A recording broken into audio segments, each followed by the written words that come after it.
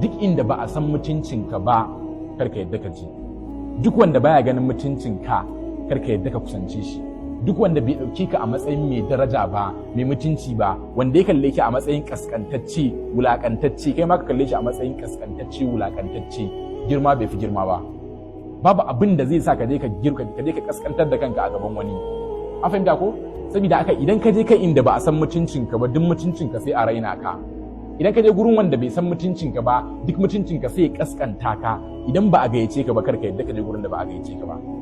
Idan ba a kira ka ba, karka yadda ka je. Idan ba a sa bakinka a cikin abu ba, karka yadda ka sa bakinka a ciki wanda bai neme ka ba.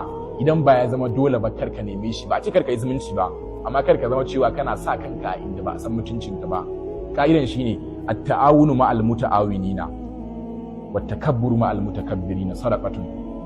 Kai kankan da kanka, ka nuna cewa kai ba kowa bane ga wanda ya nuna cewa kana da mutunci. Amma wa takabburu ma'al mutakabbirina, duk wanda kuma ya ce zai ma girman kai, zai nuna ma cewa kai kaskantacce ne. Allah ya halicce ka, wala qad karramna bani adama, hakika mun karrama dan adam. Wani ya ce zai raina ka, kai kuma ka rinka cusa kanka ana raina ka. Wannan addini bai ce kai wannan ba.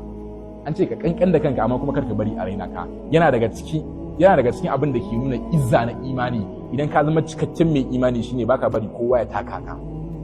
Kar ka yi girman kai shine sharadi na farko. Sannan kuma na biyu, kar ka bari kowa ya raina ka. An fahimta ko?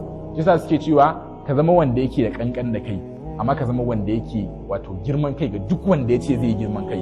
Idan mutum ya ce zai yi girman kai, sai ka mai girman kai, abin da kai sadaka ne, saboda ka nuna mai Allah ne kadai yake da girman da ya kai ya girman kai. Allah ne kadai yake da girman da ya kai ya girman kai. Amma duk ilimin ka baka kai ka girman kai ba, akwai wanda suka fi ka. Duk kyanka baka kai ka girman kai ba, duk kuɗin ka, duk matsayin ka, ko me kake yi da shi, akwai waɗanda suka fi ka kuma sun zo sun nuna cewa su wasu ne.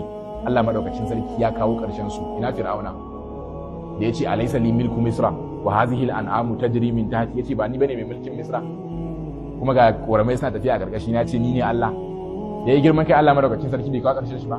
Ina Karuna duk kuɗin shi, ina su Hamana, duk Allah madaukakin sarki ya kawo ƙarshen shi. Saboda haka karka yadda wani ya raina ka.